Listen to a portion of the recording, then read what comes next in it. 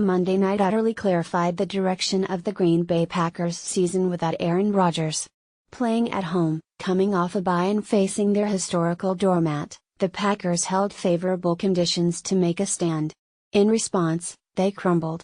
They lost to the Detroit Lions, 30-17, only after a cosmetic, final-second touchdown embroidered the final score. Backup quarterback Brett Hundley, it can now be definitively stated, is not saving Green Bay. Since Rodgers suffered a broken collarbone in the first quarter of Week 6, opponents have outscored the Packers, 79-44, with 2 of 3 games at Lambeau Field. A bye week full of first-team practice reps for Hundley provided no evident regrouping. Take away Green Bay's meaningless, 75-yard drive in the final 100 seconds, and the Packers gained only 236 yards Monday night. Coach Mike McCarthy, so defiant about the Packers' prospects and quarterback situation after Rodgers' injury, now sits at 4-4 and in third place in the NFC North. The playoffs seem like a distant dream. When Rodgers went down, so did the Packers' season. In the middle of the bleakness, the Packers can seize a unique opportunity. During Rodgers' tenure, the Packers annually have picked at the bottom of the draft, the one drawback to possessing one of the best quarterbacks in the NFL. They can salvage their season without Rodgers through losing not a little, but a lot. They are bad without Rodgers. They should be as bad as possible and tank for the highest draft pick they can get. NFL teams with elite quarterbacks are rarely afforded the chance to add a top 10 draft talent. The Packers have not picked in the top 20 since 2009. They have still managed to build their roster almost exclusively through draft, hitting on first-round defensive building blocks such as Nick Perry, Dayton Jones and Ha Clinton Dix, while unearthing plenty of gems, Mike Daniels, Devontae Adams, David Bakhtiari, in later rounds. But picking near the top of each round would give the Packers a unique chance to restock their roster with Rodgers still in his prime. Even if the Packers wanted to rely on their ability to find value later in rounds, they could turn a high pick into multiple later picks and create depth. The Packers aren't in position now to pick high in the draft, but the garbled nature of the standings means that could change quickly.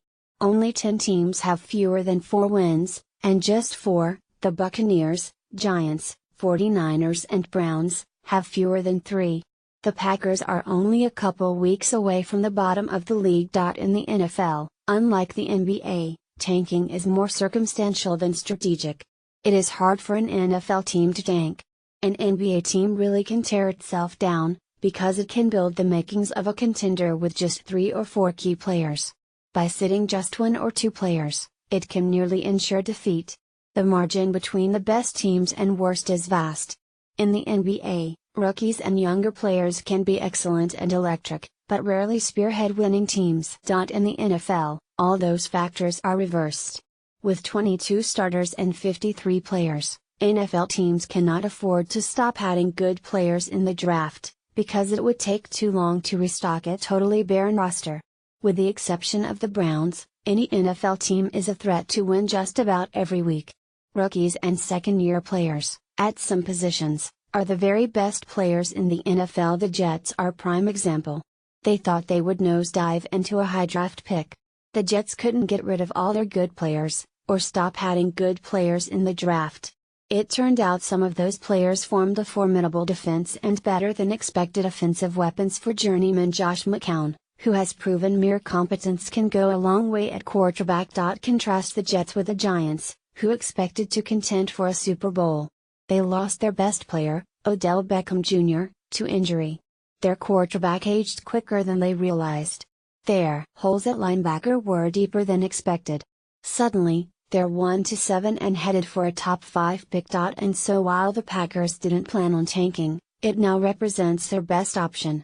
The mechanics of tanking in the NFL are more difficult, too. Players' careers are too short for them to assent to sitting out, and the bottom half of every roster is effectively showcasing themselves to the entire league on a weekly basis. But the Packers should do what they can. When starters are nursing even minor injuries, the Packers should push them to rest and develop younger backups. Later in the season, they should consider benching healthy starters, to avoid injury and increase their chances to win. The Packers are going nowhere without Rodgers in the present. At least they can turn their season into a means of building a better team around him for the future. In dealing with Jameis Winston's bulky throwing shoulder, the Tampa Bay Buccaneers are not going to make the same mistake.